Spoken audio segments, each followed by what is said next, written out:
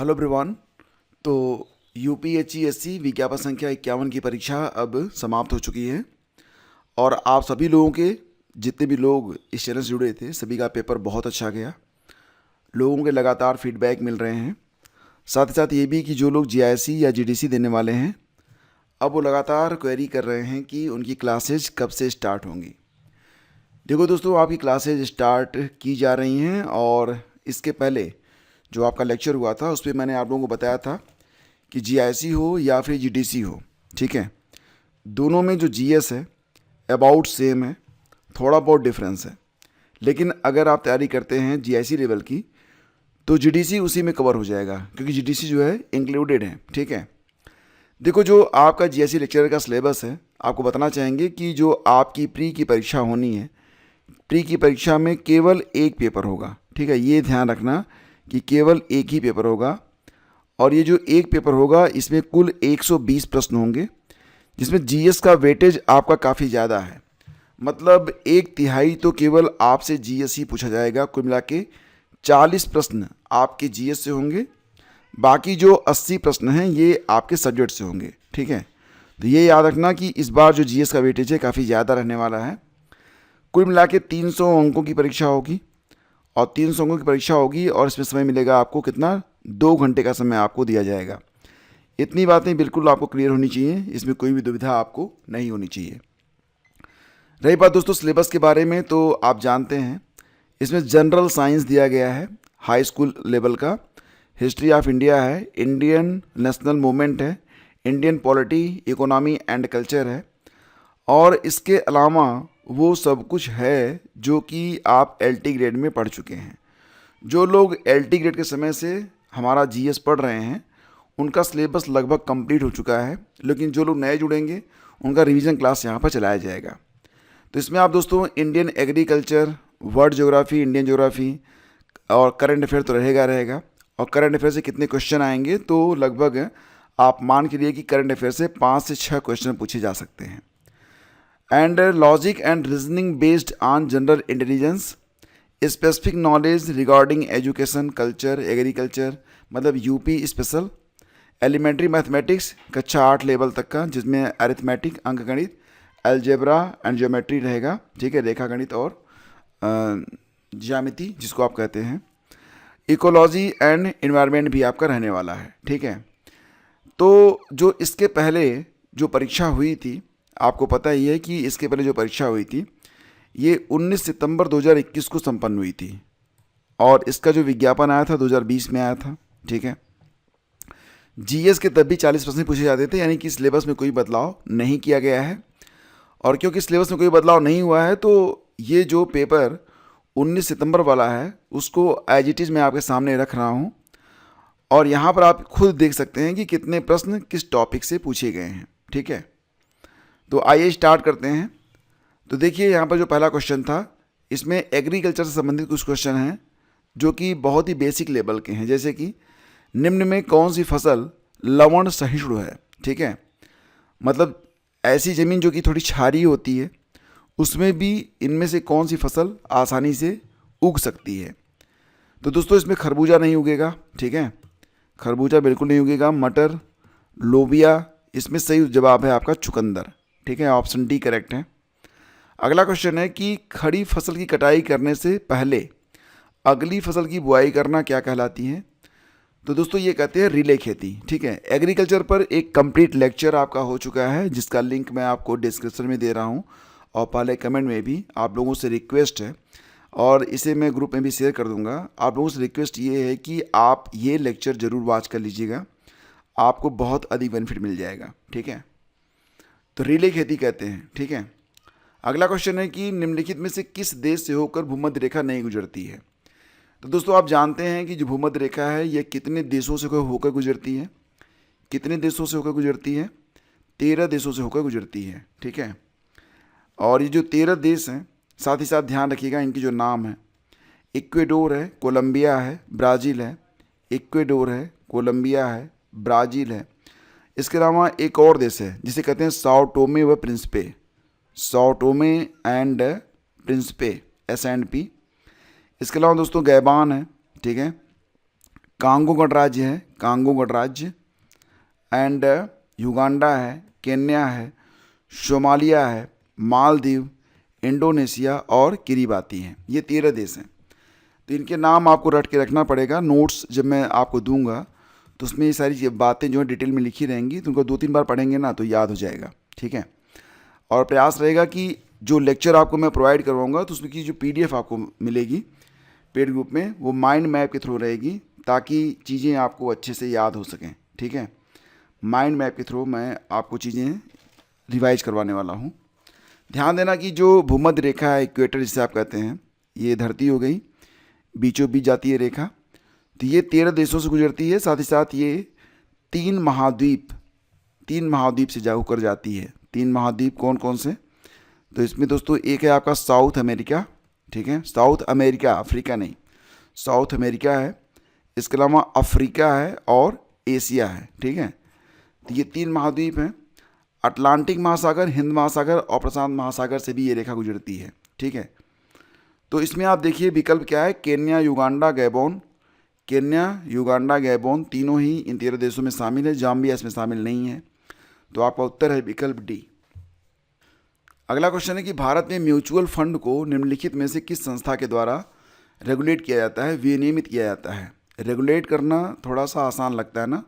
तो दोस्तों ये संस्था है आपकी सेबी, SEBI। कई बार इसका फुल फॉर्म भी एग्जाम में पूछ लेता है, तो ध्यान देना, securities exchange board of India, securities and exchange board of India, ये इसका फुल फॉर्म है, इसको आप याद रखेंगे। और इसकी स्थापना हुई थी 1988 में। लेकिन क्या यह एक संवैधानिक या एक वैधानिक संस्था है? अगर एग्ज़ाम में आ गया कि सेबी संवैधानिक संस्था है या फिर वैधानिक संस्था है, तो दोस्तों बिल्कुल ध्यान देना कि सेबी एक संवैधानिक संस्था नहीं है, यह एक वैधानिक संस्था है। और इसे वैधानिकता का जो प्रमाण मिला है, इसे वैधानिक माना गया 1992 से, ठीक है। और इसका जो हेडक्वार्टर है ये मिलेगा कहाँ पर आपको? तो मुंबई में मिलेगा। और वर्तमान समय में जो इसके प्रेसिडेंट हैं, प्रेसिडेंट कौन है? तो दोस्तों इनका नाम है तुहिन कांत पांडे, ठीक है, याद रखना इनका नाम क्या है, तुहिन कांत पांडे। तो इतनी बातें याद हो गई। चलिए आगे बढ़ते हैं। अगला क्वेश्चन है कि रिजर्व बैंक ऑफ इंडिया के द्वारा कितनी बैंकों पर जुलाई 2021 में नियमों के उल्लंघन के लिए जुर्माना लगाया गया? देखो ये जो पेपर आपका हुआ था, मैं आपको बताया था कि ये पेपर हुआ था 19 सितंबर 2021 को। 19 सितंबर 2021 को पेपर हुआ था। जुलाई 2021 का करंट आया था, मतलब अगस्त फिर सितंबर। तो इस बार जो आपकी परीक्षा हो रही है, आपको पता ही है कि आपकी परीक्षा जो है ये 3 मई को होनी थी। तो इसका मतलब आप बहुत आसानी से अप्रैल का करंट स्किप कर सकते हैं, ठीक है। एक जनरल फार्मूला, आपको पढ़ना है करंट कब तक का? तो आप मार्च 2026 तक का करंट इसलिए पढ़िए, क्योंकि एग्ज़ाम जो है भले ही आपका पोस्टपोन हो गया है, अब आपकी जो परीक्षा है 3 मई के बजाय अब ये 7 जून को होने वाली है। लेकिन मान के चलिए कि पेपर हो सकता है पहले से ही बना हुआ हो, तो अनावश्यक हमें और अधिक पढ़ने की ज़रूरत नहीं है, क्योंकि पेपर जो टला है उसकी वजह जो बताई गई कि उसी दिन 2 पेपर और हो रहे थे, 2 अलग संस्थाओं के, नीट UG का पेपर था और UPSSC का कोई पेपर था। तो आप मान चलिए कि आपको मार्च 2026 का करंट पढ़ना है। कब से कब तक? तो अगर 1 ईयर, लास्ट 1 ईयर अगर आप कवर करेंगे, जो कि मैं पहले ही आपको बता चुका हूँ, तो बहुत बढ़िया है। नहीं तो कम से कम लास्ट 6 मंथ तो आप पढ़ ही सकते हैं। UPSC का में जो करंट पूछा गया 2023 से प्रश्न पूछे जा रहे थे, 2024 से पूछे गए। लास्ट टाइम में जो चौथे शिफ्ट में पेपर हुआ था उसमें पूछा गया था जनवरी 2025 का प्रश्न, उसके बाद का प्रश्न नहीं पूछा गया। तो मैं इसके पहले भी जब मैंने देखा था जो क्वेश्चन आए थे पिछले साल भी, उसमें भी करंट बहुत पुराना ही पूछा जा रहा था। तो मतलब ये कि उसमें और इसमें अंतर यही रहेगा कि जो ये संस्था है वो अलग है, UPSC है ना, तो इसके करंट जो हैं ये आपको लास्ट 1 ईयर से ही मिल जाएंगे, आपको धोखा नहीं होगा यहाँ पर, ठीक है। और कम से कम लास्ट 6 मंथ तो आप अच्छे से पढ़िएगा, जो कि मार्च तक कवर हो जाए। मतलब आप अक्टूबर, नवंबर, दिसंबर, जनवरी, फरवरी, मार्च तो अच्छे से पढ़ लीजिएगा। हालांकि सभी क्लासेज आपकी हो चुकी हैं, एक कंपाइलेशन मैं आपको दे दूंगा ग्रुप में, ताकि आप उसका रिवीजन जो है अभी से कर सकें, ठीक है। अब प्रश्न देखिए कि रिजर्व बैंक ऑफ इंडिया द्वारा कितने बैंकों पर जुलाई 2021 में नियमों के उल्लंघन के लिए जुर्माना लगाया गया था? तो दोस्तों 14 बैंकों पर। ठीक है, हालांकि इस बार ये प्रश्न आएगा नहीं क्योंकि रेलिवेंट नहीं है, लेकिन पता होना चाहिए। निम्नलिखित में कौन सा एक उत्तर प्रदेश का लोक नृत्य है? देखो दोस्तों, उत्तर प्रदेश अपने फॉक डांसेस के लिए जाना जाता है और इस पर बहुत सारे ऐसे नृत्य हैं जो कि अक्सर एग्जाम में पूछे जाते हैं। जैसे कि कई बार पूछा जाता है कि जो चरकुला नृत्य है ये यूपी का ही नृत्य है, ये कहाँ पर होता है? तो ये दोस्तों ब्रज का नृत्य है। इसके अलावा दो नृत्य और हैं, राई और पाई डंडा। राई और पाई डंडा ये नृत्य कहाँ पर होते हैं दोस्तों? तो ये बुंदेलखंड के नृत्य हैं। इसके अलावा धोबिया और कठघोड़वा भी एक नृत्य है जो कि पूर्वांचल में होता है। जोगनी नृत्य दोस्तों ये यूपी का ही फोक डांस है जो कि अवध क्षेत्र में होता है। इसके अलावा रासलीला, मयूर नृत्य, ख्याल, कजरी और नौटंकी ये कुछ नृत्य हैं जो कि अक्सर एग्जाम में पूछे जाते हैं। फिलहाल यहाँ पर जो है वो सिगमो, घोड़े, मोडनी और जैता में सही उत्तर आपका मिलेगा जैता। ऑप्शन डी आपका करेक्ट है। जैता भी उत्तर प्रदेश का ही एक लोक नृत्य है, फोक डांस है। ठीक है, यहाँ पर देखिए असम मतलब बता रहे हैं कि राज्य और राज्यसभा में सीटों की संख्या। तो जितने भी जगहों पर चुनाव होते हैं ना, वहाँ पर आपको एटलीस्ट इतना पता होना चाहिए, या चुनाव होने वाले हैं तो वहाँ पर राज्यसभा में या विधानसभा में कितनी सीटें हैं, क्योंकि यही प्रश्न मैं देखता हूँ अक्सर पूछा जाता है। कौन जीता, कौन हारा, कौन मुख्यमंत्री बना, ये सब नहीं पूछते हैं, सीटों की संख्या पूछ लेते हैं। जैसे कि तब असम में चुनाव हुए थे तो वहाँ पर जो सीटों की संख्या थी वो 6 बता रहे हैं, जो कि गलत है। वहाँ पर सीटों की संख्या जो थी वो 7 थी। ठीक है, तो ये आपका सुमेलित नहीं है। बाकी छत्तीसगढ़ में 5 सीटें, हिमाचल प्रदेश में 3 और उत्तर प्रदेश में 31 सीटें राज्यसभा की। ठीक है, तो ये आपका ए विकल्प करेक्ट है। कन्नौज पर महमूद गजनवी के आक्रमण के समय वहाँ का शासक कौन था? तो दोस्तों जब कन्नौज पर महमूद गजनवी ने आक्रमण किया था तो कब किया था?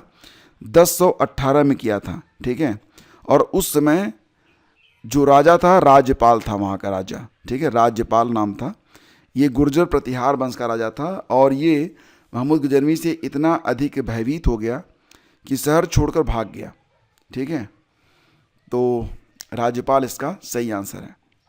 अगला क्वेश्चन है सौर ऊर्जा का कारण क्या है? दोस्तों सौर ऊर्जा हमें किससे प्राप्त होती है? सौर ऊर्जा दोस्तों हमें सन से प्राप्त होती है, सूरज से। ठीक है, और सूरज में जो ऊर्जा हमें प्राप्त होती है उसका मुख्य कारण क्या है? देखो दोस्तों इसका कारण होता है संलयन प्रक्रिया। ठीक है, हाइड्रोजन के जो अणु होते हैं ये परस्पर आपसे मिलते हैं और क्या बनाते हैं? हीलियम के अणु बनाते हैं। ठीक है, ये हीलियम बना देते हैं और इसमें अपार ऊर्जा निकलती है और इसी प्रक्रिया के थ्रू हमें सौर ऊर्जा प्राप्त होती है। तो ऑप्शन ए आपका यहाँ पर करेक्ट है। निम्नलिखित में कौन सा एक भारत निर्माण योजना का संगठक नहीं है? हालांकि ये क्यों पूछा गया मुझे पता नहीं, और मुझे ये भी मालूम है कि मोदी सरकार जब से बनी है, यानी कि 2014 से लेकर अब तक जितनी भी योजनाएं मोदी सरकार ने चलाई हैं उन योजनाओं के बारे में अक्सर एग्ज़ाम में पूछा जाता है। तो बिल्कुल रट के रखिएगा आप लोग। हालांकि लिस्ट में आप लोगों को कई बार दे चुका हूं, और जो आपके मॉक टेस्ट होते हैं, मॉडल पेपर होते हैं, टेस्ट सीरीज होती है, उसमें भी मैं बीच बीच में आपको पढ़ाता रहता हूं। तो दोस्तों याद रखना कि भारत निर्माण योजना यह बीजेपी गवर्नमेंट की नहीं बल्कि कांग्रेस सरकार की योजना थी और इसकी शुरुआत 2005 में हुई थी। और तब हमारे पीएम कौन हुआ करते थे? दोस्तों तब पीएम हुआ करते थे मनमोहन सिंह। ठीक है, मनमोहन सिंह हुआ करते थे। और इसमें जो है ग्रामीण उद्योग शामिल नहीं था, ग्रामीण सड़कें शामिल थी, ग्रामीण विद्युतीकरण शामिल था, ग्रामीण पेयजल आपूर्ति शामिल थी, उद्योग शामिल नहीं था। तो ये सी विकल्प आपका करेक्ट है। ये संगठक नहीं है भारत निर्माण योजना का। ठीक है, अगला क्वेश्चन देखिए, मध्यकाल में उत्तर प्रदेश के किस जनपद को शिक्षा का केंद्र होने के कारण सिराजे हिंद कहा जाता था? तो बहुत आसान सा क्वेश्चन है, रिपीटेड क्वेश्चन है, जौनपुर इसका उत्तर होगा। ठीक है, बीवी राज का जो मकबरा था वो जाना जाता था। यहाँ पर जायसी, शेरशाह सूरी वगैरह ने भी अपनी शिक्षा ग्रहण की थी। जीएसटी परिषद का अध्यक्ष कौन होता है? तो दोस्तों जीएसटी से संबंधित क्वेश्चन अभी भी पूछे जाते हैं। ठीक है, जीएसटी। अच्छा आप ये बताइए कि जीएसटी कितने प्रकार की होती है? जीएसटी जो है कितने प्रकार की होती है? प्रकार पूछ रहा हूँ मैं आपसे। ठीक है, मतलब प्रकार समझ रहे हैं ना? तो ये 4 प्रकार का होता है। ठीक है, कौन कौन सा होता है? एक होता है दोस्तों सेंट्रल जीएसटी, जिसको आप कहते हैं सीजीएसटी। दूसरा होता है स्टेट जीएसटी, यस जीएसटी होता है। तीसरा होता है यूटी, यूटी समझ रहे हैं ना, तो ये होता है यूटी जीएसटी, एंड एक होता है इंटीग्रेटेड आईजीएसटी, ठीक है। तो ये 4 प्रकार के होते हैं। और जीएसटी भारत में लागू कब हुआ? तो दोस्तों जीएसटी भारत में कब लागू होता है बताओ? तो 1 जुलाई 2017 को, 1 जुलाई 2017 से जीएसटी भारत में लागू है, ठीक है। और जीएसटी परिषद का अध्यक्ष केंद्रीय वित्त मंत्री होते हैं। ऑप्शन बी इसका बिल्कुल सही है। निम्नलिखित में से दिल्ली के किस सुल्तान ने अमानवीय दंड देना बंद कर दिया था? दोस्तों आप जानते हैं दिल्ली सल्तनत ये कब से कब तक मानी जाती है? तो याद रखना, एग्ज़ाम की बहुत इंपॉर्टेंट बातें मैं आपको बता रहा हूँ। दिल्ली सल्तनत का जो समय है ये दोस्तों बिल्कुल बताइए, ये 1206 से स्टार्ट होता है और 1526 तक, इसके बीच का जो समय है ये दिल्ली सल्तनत के नाम से जाना जाता है। इसमें 5 वंश मुख्यतः आते हैं। सबसे पहले आता है गुलाम वंश। गुलाम वंश दोस्तों ये स्टार्ट होता है 1206 से और ये चलता है 1290 तक, ठीक है। किसी कोई दिक्कत होगी बताएगा। दोस्तों गुलाम वंश के बाद आता है खिलजी वंश। सबसे छोटा समय खिलजी वंश को ही मिलता है, 1290 से लेकर 1320 में ये समाप्त हो जाता है। इसके बाद दोस्तों आता है फिर तुगलक वंश, ठीक है। और तुगलक वंश दोस्तों ये 1320 से स्टार्ट होता है, 1320 से शुरू होकर 1414 तक चलता है। फिर दोस्तों आता है सैयद वंश, ठीक है। सैयद वंश ये 1414 से लेकर 1451 तक। और लास्ट में आता है आपका लोधी वंश, ठीक है। सब याद हो रहा है आपको? लोधी वंश ये 1451 से लेकर 1526 तक रहा, ठीक है। तो पहला वंश कौन सा है? गुलाम वंश है। और अंतिम वंश है लोधी वंश। इसके बाद दिल्ली सल्तनत समाप्त हो जाता है। यहाँ पर जो प्रश्न है कि किस सुल्तान ने अमानवीय दंड देना बंद कर दिया था? दोस्तों आपको पता है जब दिल्ली सल्तनत हुआ करती थी तो उसमें कोई जज वगैरह कोई बहुत मायने नहीं रखते थे, सुल्तान ही सबसे बड़े जज होते थे। तो यहाँ पर फिरोज शाह तुगलक ने ये व्यवस्था की थी, जैसे कि हाथ पैर काट देना या कोई भी अमानवीय तरीके का दंड देना, आंखें फोड़ देना, ठीक है, तेल में तलवा देना, सूली पर चढ़ा देना, इस तरीके के जो दंड थे उसको बंद करवा दिया था। किसने? फिरोज शाह तुगलक ने। फिरोज शाह तुगलक का जो समय दोस्तों ये तुगलक वंश के अंतर्गत ही है। और फिरोज शाह तुगलक ये कब से कब तक रहा बताओ? तो ध्यान देना कि फिरोज शाह तुगलक 1356 से लेकर 1388 तक, ठीक है। 1356 में ये शुरू होता है और 1388 तक रहता है, ठीक है। फिर आगे बढ़ते हैं। अगला क्वेश्चन है कि 12वें वित्त आयोग के अध्यक्ष कौन थे? दोस्तों 12वां वित्त आयोग फिलहाल वर्तमान में आपको पता ही है कि 16वां वित्त आयोग अस्तित्व में है। 16वां वित्त आयोग दोस्तों 1 अप्रैल 2026 से लागू है। 1 अप्रैल 2026 से लागू है और ये अगले 5 साल तक रहेगा। मतलब कब तक?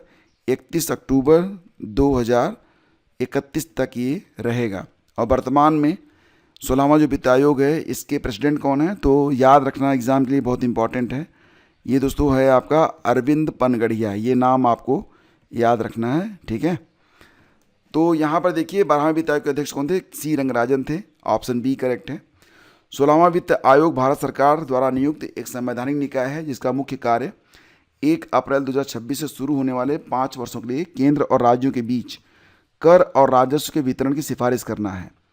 31 अक्टूबर 2031 तक, ठीक है, अपनी सिफारिशें प्रस्तुत करेगा। इस आयोग के अध्यक्ष कौन है? अरविंद पनगड़िया हैं, ये आप याद रखेंगे। अगला क्वेश्चन है कि पारिस्थितिकी तंत्र की अवधारणा पहली बार दी गई। तो दोस्तों आपको पता ही है कि जो पारिस्थितिकी तंत्र है इसकी अवधारणा सबसे पहले टांसले द्वारा दी गई थी, एजी टांसले। और याद रखना ये 1935 में आई थी सामने, ठीक है, 1935 में। बाणभट्ट ने हर्षचरित में किस मौर्यकालीन शासक का उल्लेख किया है? तो उत्तर होगा इसका बृहद्रथ, ठीक है, बृहद्रथ। निम्नलिखित में कौन हड़प्पी स्थल उत्तर प्रदेश में स्थित नहीं है? तो हुलास उत्तर प्रदेश में है, आलमगीरपुर है, मांडी भी है। देसलपुर दोस्तों ये मिलेगा कहाँ पर आपको? तो ये मिलेगा गुजरात में, ठीक है। तो उत्तर हो गया आपका विकल्प बी। अगला क्वेश्चन है निम्नलिखित में से उत्तर प्रदेश की कौन सी अनुसूचित जनजाति वाराणसी जनपद में नहीं पाई जाती? तो दोस्तों देखो, वाराणसी जनपद में सहरिया जनजाति नहीं मिलती है। ये थोड़ी बहुत ललितपुर में तो मिलती है, लेकिन बनारस में नहीं मिलती है। बाकी मुख्य रूप से सहरिया जनजाति ये मिलेगी आपको मध्य प्रदेश में और राजस्थान में, ज़्यादातर इनकी जो संख्या है। और ध्यान देना कि इनको पीवीटीजी के अंतर्गत घोषित किया गया है। बाकी गोंड, खरवार और चेरो ये मिलेंगे आपको वाराणसी जनपद में, ठीक है। निम्नलिखित गुप्तकालीन मंदिरों में कौन सा उत्तर प्रदेश में अवस्थित है? तो देखो दोस्तों, ये जो आपका नचना कुठार मंदिर है, ये मिलेगा आपको पन्ना जिले में, जो कि कहाँ पर है? मध्य प्रदेश में है। तिगया का विष्णु मंदिर, इसे दोस्तों कंकाली देवी का मंदिर भी कहते हैं, ये मिलेगा आपको कटनी में। कटनी कहाँ पर है? तो ये भी आपका मध्य प्रदेश में है। और भुमरा का शिव मंदिर भी दोस्तों ये मिलेगा आपको कहाँ पर? सतना में मिलेगा, ठीक है। सब रट के रखना, सतना मध्य प्रदेश में है। देवगढ़ का दशावतार मंदिर दोस्तों मिलेगा आपको ललितपुर में, ठीक है। ललितपुर कहाँ पर है? तो ये है आपका उत्तर प्रदेश में। तो डी विकल्प आपका करेक्ट है। निम्नलिखित में किस क्षेत्र में मोटे अनाज वाली फसलें उगाई जाती हैं? दोस्तों तो जो ऊंचाई वाले क्षेत्र होते हैं वहीं पर ये फसलें उगती हैं। विकल्प ए करेक्ट है। भारतीय राष्ट्रीय कांग्रेस में सम्मिलित होने के लिए सुभाष चंद्र बोस को किसने प्रेरित किया था? तो दोस्तों आपको याद होगा कि ये प्रश्न ऑलरेडी मैं आपको पढ़ा चुका हूँ, और इसका सही उत्तर है चित्तरंजन दास और मोहनदास करमचंद गांधी, यानी कि महात्मा गांधी। विकल्प डी करेक्ट है। और आपको याद होगा 1939 का कांग्रेस का वह अधिवेशन जिसमें बोस विजयी हुए थे, लेकिन गांधी जी इससे खुश नहीं थे, तो उन्होंने त्यागपत्र दे दिया था। अब आप मुझे ये बताइए कि ये जो अधिवेशन हुआ था ये कहाँ पर हुआ था? ये किस जगह पर हुआ था? किस अधिवेशन के नाम से ये जाना जाता है? मैं बहुत बार पढ़ाया हूँ, ठीक है। अगला क्वेश्चन है कि उत्तर प्रदेश में मयूर संरक्षण केंद्र निम्नलिखित में किस स्थान या जनपद में है? तो दोस्तों ये जो मयूर संरक्षण केंद्र है ये मिलेगा आपको मथुरा में। और इसी प्रकार से एक जटायु गिद्ध संरक्षण केंद्र भी खोला गया है, जटायु गिद्ध संरक्षण केंद्र, जो कि महाराजगंज जिले उत्तर प्रदेश में है। ये भी आप याद रखेंगे। यहाँ पर देखिए जो मैं आपको दिखाया था सिलेबस, तो सिलेबस में मैंने आपको बताया था ना, ये सिलेबस है। इसमें देखिए आप math and reasoning, logic and reasoning based on general intelligence and कक्षा 8वीं लेवल का अरिथमेटिक, अलजेब्रा और ज्योमेट्री भी है। तो यहाँ पर देखो प्रश्न किस प्रकार से पूछे गए हैं। विलुप्त संख्या ज्ञात करिए। यहाँ पर एक मतलब ये रीजनिंग का क्वेश्चन है, ठीक है। मैथ की कोई विधा नहीं है, ये रीजनिंग का क्वेश्चन है, तर्क शक्ति। तो इसमें जो है कह रहे हैं जहाँ पर ये क्वेश्चन मार्क है यहाँ पर कौन सा अंक आएगा, ठीक है। तो मैं सिर्फ आपको अभी अवगत करा रहा हूँ कि किस प्रकार के प्रश्न पूछे जाते हैं, और आपकी क्लासेस जब होंगी तो मैं डिटेल में हर बात को डिस्कस करूँगा। यहाँ पर जो आपका उत्तर है वो विकल्प सी है, 20 आएगा, ठीक है। उत्तर प्रदेश में विधान परिषद वित्त विधेयक को कितने दिन विलंबित कर सकती है? तो दोस्तों ये जो है केवल 14 दिनों तक विलंबित कर सकती है, ओनली 14 डेज। उसके बाद इसे पारित मान लिया जाता है। तो विकल्प बी आपका करेक्ट है। अगला क्वेश्चन देखिए, ये भी आ गया आपका। सूची 1 और सूची 2 को आपको सुमेल करना है। खनिज और खदान या खान क्षेत्र, जैसे कि लौह अयस्क है, तो दोस्तों लौह अयस्क मिलेगा आपको इटावीरा में, ठीक है। मैग्नीज चियातुरा में। तांबा ये कहाँ पर मिलेगा? तो सडबरी में। और बॉक्साइट वाइपा में, ठीक है। सडबरी में तांबा मिलेगा और बॉक्साइट जो है ये वाइपा में। तो विकल्प बी आपका इसमें करेक्ट है, ठीक है। अगला क्वेश्चन है, असमानता वायरस वैश्विक रिपोर्ट 2021 किस संस्था के द्वारा प्रकाशित की गई थी? तो दोस्तों इसमें ये बताया गया कि ज़्यादातर मतलब जो पूरा पैसा है उसका 99% वो केवल 1% लोगों के पास है, बाकी जो है वो लोगों में बटा हुआ है। तो ये असमानता वायरस के नाम से ये रिपोर्ट जानी जाती है, जो कि प्रकाशित हुई थी ऑक्सफैम के द्वारा। तो इसका विकल्प ए करेक्ट है, ठीक है। वह कौन सा प्रथम मुगल बादशाह था जो अंग्रेज़ों का पेंशन भोगी बना था? इसको डिटेल में मैं आपको बता चुका हूँ, Shah Alam. Option B correct है। भारत के कुल भौगोलिक क्षेत्रफल में उत्तर प्रदेश का कितना भौगोलिक प्रतिशत है? तो दोस्तों जो भारत का कुल क्षेत्रफल है उसमें उत्तर प्रदेश का जो प्रतिशत है वो 7.33% है, ऑप्शन ए। हालांकि यूपी सबसे अधिक आबादी वाला भी प्रदेश है। ताप विद्युत गृह और यह किस राज्य में है? बाढ़ ताप विद्युत गृह दोस्तों ये कहाँ पर मिलेगा आपको? तो बिहार में, ये करेक्ट है आपका। लारा ताप विद्युत गृह छत्तीसगढ़ में है। कुडगी दोस्तों मिलेगा आपको कर्नाटक में। गार्डर वाला दोस्तों बता रहे हैं मध्य प्रदेश, जो कि गलत है। ये मिलेगा आपको आंध्र प्रदेश, जो कि गलत है। ये सही है मध्य प्रदेश, ठीक है। तो ये आप याद रखेंगे। 1829 में अंग्रेजों के विरुद्ध खासी जनजाति विद्रोह का नेतृत्व किसने किया था? खासी जनजाति विद्रोह ये कब हुआ था? तो 1829 में हुआ था, ठीक है। ये आपका जो 1857 की क्रांति, उसके काफ़ी पहले खासी जनजाति ने विद्रोह किया था, तिरोध सिंह की लीडरशिप में। विकल्प ए आपका इसमें करेक्ट है। मौलिक कर्तव्यों को भारतीय संविधान में 42वें संविधान संशोधन अधिनियम 1976 द्वारा किसकी सिफारिश पर जोड़ा गया था? तो दोस्तों आपको पता ही होगा, स्वर्ण सिंह समिति, ठीक है। तो यहाँ पर जो विकल्प है सी, ये आपका करेक्ट है। निम्नलिखित में कौन सा उत्तर प्रदेश का मुख्य उद्योग नहीं है? देखो दोस्तों, जो पॉलिटी पर एक कंप्लीट लेक्चर आपका हो चुका है, उसको भी आप लोग देख लीजिएगा, और वहीं से प्रश्न बन रहे हैं। बाकी बहुत ज़्यादा पढ़ने की ज़रूरत नहीं है कि 40 प्रश्नों के लिए आप पीसीएस लेवल की तैयारी करें, ज़रूरत नहीं है। आप उतना ही पढ़िए जितने से आपको प्रश्न मिल जा रहे हैं, ठीक है। और एग्ज़ाम में अगर आप 32 प्लस पर रहते हैं ना, तो ये आपका बेस्ट परफॉर्मेंस रहेगा। तो इसको लेकर चिंतित मत होइए। बाकी जो प्रश्न होते हैं ना, वो इसीलिए रखे ही जाते हैं कि लोग तुक्का मार के आएँ, सही हो या गलत हो।